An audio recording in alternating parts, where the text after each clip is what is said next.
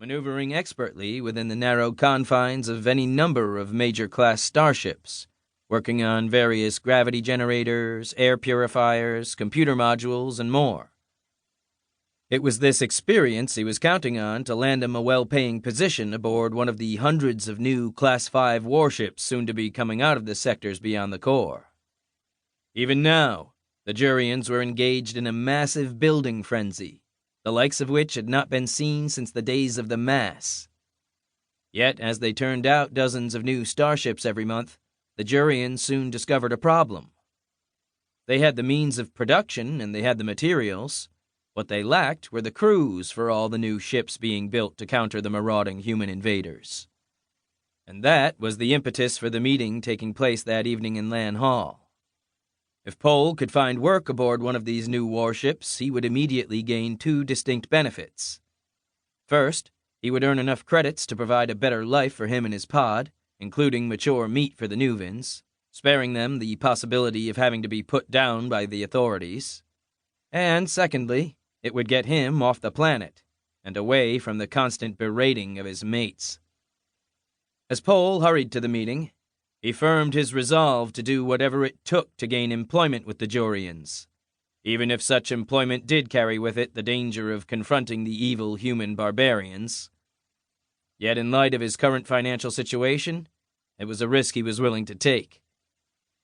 However, as he rounded the corner of Jun and Mayu streets, Pol's heart sank. There, in the dimming light of early evening, he saw a long line of primes, snaking its way out of Lan Hall and wrapping around the entire building. There were at least 1,000 other beings all there with the same goal in mind as he.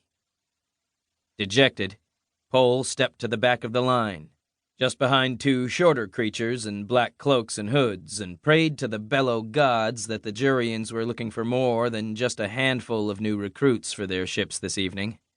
After all, he couldn't face the prospect of returning to his chamber with bad news for his mates. If he did, they just might set upon him in a feeding frenzy of their own. As more creatures lined up behind him, each seeking their own ounce of salvation from the depressed economy, Pol produced a wry grin and thought, if my mates did fill their bellies with my flesh, at least then my troubles would be over. I wonder what I actually taste like. Nerves soon got the better of him, and Pol began to chat with the other beings in the line. The native behind him was named JL, and he had worked at the power-generating plant in Muul until the workforce had been cut back 6 months before. He was an expert with containment chambers, and Pol agreed that JL's skills should be in demand aboard any decent-sized starship. JL returned the encouragement to Pol. The smaller of the hooded creatures in front of him was more talkative than the taller one. It was a female, and she agreed that the need was great for crews aboard the new Juirean ships, saying there should be plenty of work for all. As the line moved inexorably forward, Pol's mood improved. Even though there were more than 1,000 applicants for the crews there that night, with more joining the line every minute, he was feeling much better about his chances. Eventually, Pol entered the hall and the line continued to wind its way toward the table where the Juireans sat. There were 5 of them, all green-haired guards, looking serious and bored. Pol had encountered numerous Juireans aboard the ships he serviced, although he had never spoken with one directly. He was both nervous and excited at the prospect of having an actual conversation with one. As he fixated on the Juireans, Pol couldn't help but notice that the table they sat at was surrounded by 8 very large and impressive-looking creatures of a species he didn't recognize.